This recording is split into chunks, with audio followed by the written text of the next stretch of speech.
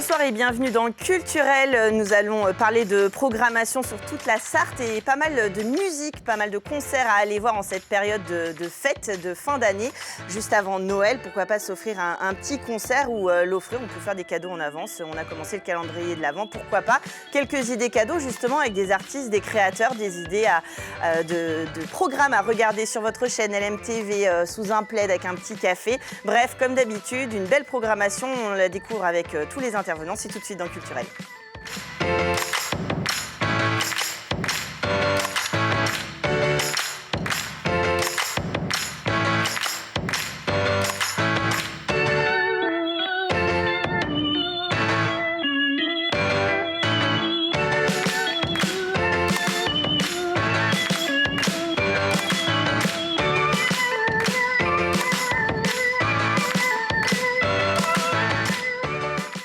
Dans un instant, on va parler du Festival de culture africaine-américaine qui aura lieu du 5 au 15 décembre prochain, un petit peu partout au Mans. J'ai le plaisir d'avoir sur le plateau Nina, Anouk et Flavie. Bonsoir à toutes les trois. Bonsoir. Vous allez nous parler de cette belle programmation que vous avez faite pour cette deuxième édition de ce festival. Mais avant, nous allons parler du concert de Terre Noire qui est le jeudi prochain, le 8 décembre au Saulnières. Et je suis en direct normalement avec Théo Herreras. Bonsoir. Bonsoir. Bonsoir Théo. Alors avec votre frère Raphaël, vous formez le duo Terre Noire. On va avoir le plaisir de vous écouter jeudi prochain. Je crois que c'est la dernière date de votre tournée de cette année, c'est ça ? Exactement. C'est la toute dernière date de cette tournée qui a été entamée en juin 2021. On a fait 120 concerts et on va terminer chez vous dans la Sarthe. Donc on est vraiment ravis de pouvoir terminer ici et de pouvoir finir un grand moment de notre jeune carrière musicale. Alors, une belle idée aussi que vous avez eue pour tout covoiturage organisé. Vous offrez une place au convoi, à la personne qui va prendre d'autres voyageurs pour aller jusqu'à votre concert. Vous avez mis en place ce système parce que vous vous interrogez justement sur ce que vous pouviez faire pour améliorer votre impact environnemental. Oui, exactement. On a été beaucoup impacté déjà comme de nombreuses années par le rapport du GIEC. Et maintenant, il y a aussi un think tank qui s'appelle le Shift Project qui commence à mener des actions et de montrer quelles sont les choses à faire pour certains secteurs pour permettre un peu de se décarboner. Et en tout cas, on a essayé ça en crash test parce que c'était le plus facile avec cette date du Mans de pouvoir la mettre en place. Et voilà, en tout cas, on est content que la salle ait accepté de jouer le jeu, que même des médias puissent en parler, que vous puissiez en parler avec nous. Et on va essayer de faire ça pour toutes les dates de nos prochaines tournées, voir comment on peut mettre un tout petit peu moins de carbone dans les airs par le simple fait que l'on doive jouer un peu dans toutes les villes à cause de notre métier. Bien sûr, et puis il faut y aller à plusieurs. C'est l'occasion aussi de prendre ses places en groupe pour aller voir Terre Noire. Pour se donner une idée, Terre Noire, ça donne ça.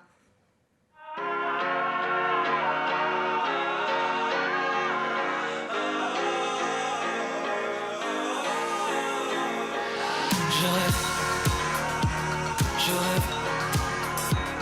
que tu sois heureuse, que tu vives heureuse. Je rêve de tomber dans la tempête, dans la fumée, s'en va ta silhouette. Et c'est beau, il y a de l'or dans les ombres. Je dissimule un peu trop mes côtés drama queen. Je fais comme tous les gars, je dis rien, je somatise. Vient le jour où la magie enfin me rejoint, la nuit rougit. Alors là, c'est un extrait de votre album Force Contraire. Vous avez ressorti l'album avec le sous-titre La mort et la lumière. C'est tout un programme. Je ne sais pas comment vous définir, je vous laisse le faire. Avec joie. Écoutez, on a la chance de faire de la musique entre frères. Donc, la question des influences ou de ce qu'on a envie de raconter est assez simplifiée dans un sens parce que en fait, on raconte ce qui se passe, ce qui se passe en nous intimement. Et moi, mon frère raconte ce que je vis, je raconte ce que mon frère raconte. Et finalement, les influences musicales, c'est un médium. Ensuite, voilà, ce qu'on raconte, c'est l'intimité, la poignance, la joie, l'amour, la mort. On a perdu notre papa en 2018, ce qui a été quelque chose avec quoi on a dû traiter en fait, tout simplement. Et ça a été, voilà, c'est plein de choses, c'est à moi. Alors c'est plein de choses que vous racontez sur votre histoire et finalement sur votre rapport que vous avez tous les deux. Et puis on danse quand même parce que finalement à vous écouter, on voit que ça bouge un peu et on voit que dans vos concerts, vous arrivez sur des thèmes qui sont parfois durs, parfois assez noirs et intimes. Vous arrivez quand même à donner de la lumière justement et à faire danser le public. Ouais, bien sûr, c'est ce qu'on raconte aussi dans cet album. En fait, on l'a pas appelé Les Forces Contraires pour rien. C'est l'idée de se dire que à chaque opposé, il y a toujours, à chaque pulsion de vie, il y a une part d'ombre, chaque part de lumière, il y a un peu d'obscurité, et l'inverse.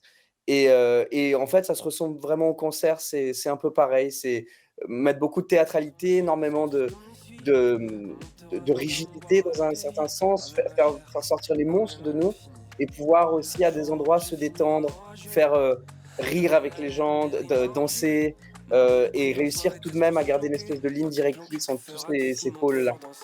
En tout cas, ça donne très envie. Donc, on vous retrouve jeudi 8 décembre prochain à 20h30 au Saulnières. Je vous rappelle que vous pouvez prendre vos places et que venez covoiturer. Comme ça, il y aura une place gratuite si vous mettez du monde dans la voiture. Merci beaucoup, Théo, d'avoir été en direct avec nous ce soir. Merci pour votre accueil. Et Merci puis, beaucoup. on vous souhaite un bon concert pour la dernière de votre tournée. Donc, jeudi prochain, au Saulnières, vous allez sur le site de Superformat pour prendre vos places et découvrir la programmation. Le Festival des cultures africaines américaines du 5 au 15 décembre. Nina, Anouk et Flavie, vous êtes en licence pro valorisation du patrimoine historique et culturel. Jusque-là, tout va bien. Et en histoire. Et en licence d'histoire, parce que voilà, ça faisait un peu trop léger. Sinon, c'est la 2e édition. J'ai eu le plaisir l'année dernière de recevoir la promo d'avant vous, en fait, avec votre professeur, maître de conférence, Monsieur Villemain. Cette fois, il y a carrément une équipe presse pour venir en parler sur le plateau. Exactement. Le professeur a décidé de vraiment faire évoluer en fait le concept de l'année dernière et pour ça, il a vraiment voulu nous mettre aussi dans des conditions en fait d'organisation d'un festival. Donc on est l'équipe presse. Alors elles sont là sur le plateau et elles ont bien préparé leur arrivée. Ce festival des cultures africaines américaines, c'est bien sûr une découverte de ces cultures-là, de ce patrimoine. Comment vous faites cette programmation? Comment ça s'est passé, le choix des événements, la programmation, tout ça? Alors, excusez-moi, c'est notre professeur qui a proposé ce projet et il y a eu des initiatives étudiantes comme l'exposition à Montesquieu ou aussi la conférence sur le sport. C'est totalement les étudiants qui ont décidé, mais il y a aussi par exemple le cinéma qui est plutôt notre professeur qui a voulu refaire l'expérience. Alors, vous en avez parlé rapidement, il y a une exposition qui va être installée pour les élèves du lycée Montesquieu et puis il va y avoir une conférence autour du sport et du breakdance, c'est ça, à Touchard? Exactement. C'est ça. Alors, est-ce que ces deux événements peuvent être visibles du grand public? Est-ce qu'on peut quand même venir au sein des lycées? Oui, normalement, vous pouvez rentrer dans le lycée Montesquieu, il n'y a pas de problème et c'est une entrée libre et accessible à tous. C'est pareil pour le breakdance. Alors, le breakdance, alors c'est bien ça, j'ai marqué l'heure, mais je n'ai pas noté le jour. Pour la conférence à Touchard, c'est à 17h30, c'est le jeudi. Et puis, il y a une programmation de films au cinéaste. Vous commencez avec lundi avec Billie Holiday. Donc là, c'est aussi une programmation avec des échanges à la suite ou en amont? Exactement, nos camarades en fait ont choisi des films qui portaient donc sur l'histoire africaine-américaine. Donc à chaque fois, ils présenteront un petit peu le film, la raison de leur choix avant. Et puis ça permettra aussi de mener un échange avec le public. Donc du coup, le lundi 5, à 20h, il y aura une conférence de Monsieur Villemain justement sur les populations noires et le cinéma. Alors, vous avez un après-midi, le mardi 6 décembre, en fin d'après-midi à 18h30. On peut se retrouver à Thuard pour un après-midi littéraire. Et là, vous avez choisi la thématique, si on peut appeler ça comme ça, des violences sexuelles pour parler au sein de ces communautés un peu des violences faites aux femmes, enfin et aux hommes d'ailleurs, mais aux femmes en particulier, j'imagine. Oui. Ça sera à travers 2 ouvrages qui vont être présentés par un groupe de camarades. Et il va y avoir aussi une conférence par un professeur de lettres américaines de l'Université du Mans qui va intervenir pour faire une conférence aussi en amont. Alors, comment vous vous organisez pardon, non, j'ai oublié quelque chose aussi. Le 7 décembre à la médiathèque, cette fois-ci, on va parler de bande dessinée. Exactement, ça va être des bandes dessinées en fait qui retracent un petit peu soit des grands moments de l'histoire en fait africaine-américaine. Donc on a par exemple la bande dessinée Waco Aurore qui reprend en fait le cas du lynchage d'un jeune homme noir américain qui avait eu lieu en 1917. Ou encore, on a une autre BD qui aborde plutôt toute la thématique autour de l'héritage, en fait, qui pèse en fait, sur les populations noires. Donc, cette BD, c'est Lien de sang, et elle relate l'histoire du coup d'une jeune fille qui se retrouve projetée en fait, dans son passé, et donc du coup sur des plantations esclavagistes dans le sud des États-Unis. Alors, comment les élèves reçoivent cette thématique qui a fait beaucoup parler, même l'année dernière, on m'a posé la question pourquoi il n'y avait pas de personnes afro-américaines représentées sur le plateau, pardon. Comment vous avez cette thématique qui vous est imposée, enfin qui vous est proposée, mais qui est choisie par vos enseignants. Vous, en tant qu'étudiant aujourd'hui, en 2022, comment vous recevez cette thématique? Comment vous vous l'appropriez en fait? C'est un sujet hyper vaste, il y a énormément de choses à dire, donc ce qui a été dit l'année dernière, on essaie de le voir différemment aussi cette année.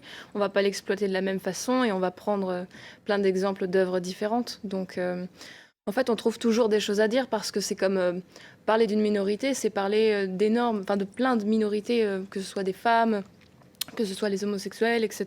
Il y a énormément de choses à dire. Donc on peut se permettre de reprendre ce sujet. Et c'est malheureusement très actuel puisque le mouvement Black Lives Matter existe encore aujourd'hui. Il va y avoir une soirée un petit peu plus légère, j'ai envie de dire.